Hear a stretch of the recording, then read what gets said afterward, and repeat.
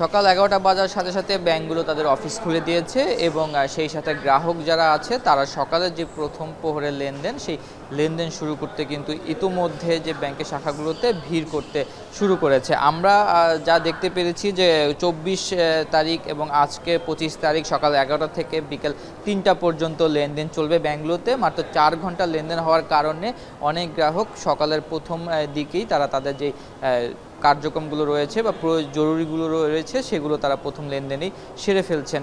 এছাড়া জানিয়ে রাখি যে গতকালকে ব্যাংকগুলোর যে ৫০% শাখা আছে সেগুলো চালু ছিল, আজকে কিন্তু ৭৫% শাখা খোলা রাখা হয়েছে, যেটা বাংলাদেশ ব্যাংক নির্দেশনা দিয়েছিল যে প্রথম দিন ৫০% এবং দ্বিতীয় দিন ৭৫% শাখা খোলা রাখবে। তবে কোন কোন শাখা খোলা আছে সেটি কিন্তু ব্যাংকগুলোর যে প্রধান অফিস রয়েছে বা হেড অফিস রয়েছে তারা নির্ধারণ করে দিয়েছে যে কোন কোন শাখাগুলো আজকে খোলা থাকবে। এছাড়া জানিয়ে রাখি আজকেও কিন্তু শেয়ার বাজারে যে লেনদেন রয়েছে সেটি সকাল ১১টা থেকে শুরু হয়েছে, চলবে দুপুর ২টা পর্যন্ত।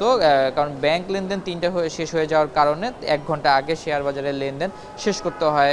সেখানে শেয়ার ক্রয় বিক্রয়ের যেই সেটেলমেন্টগুলো রয়েছে সেগুলো সম্পন্ন করতে ১ ঘন্টা হাতে রাখা হয়ে থাকে, যেটা Bangladesh securities and exchange commission Bangladesh bank যখন ব্যাংকগুলোকে চালু করার বা কার্যক্রম শুরু করার নির্দেশনা দেয় ঠিক সেই দিনই বাংলাদেশ সিকিউরিটি এক্সচেঞ্জ কমিশন তাদের নির্দেশনা জারি করে। তো সকালবেলা যখন আমরা শেয়ার বাজারের লেনদেনে কিছুটা লক্ষ্য করলাম, দেখলাম আজকেও প্রথম প্রহরে কিছুটা নেতিবাচক প্রবণতায় কিন্তু শেয়ার বাজারের লেনদেন চলছে। তো এই মুহূর্তে আমরা বেশ কিছু বিনিয়োগকারী বা ব্রোকারেজ হাউসের সাথেও কথা বলেছি, তারা যেটা বলছিলেন যে টাকা তুলে নেওয়ার একটা প্রবণতা বা আতঙ্ক কিন্তু বিনিয়োগকারীদের মধ্যে কাজ করছে, যে কারণে গতকালকের বা ২৪ তারিখের যেই নেতিবাচক বা পতন আমরা শেয়ার বাজারে দেখতে পেরেছি সেটাও হয়তো অত বড় পতন না হলেও আজকেও কিছুটা পতন হয়তো দিন শেষে দেখা যেতে পারে বলে তারা আমাদেরকে জানান। তো এই ছিল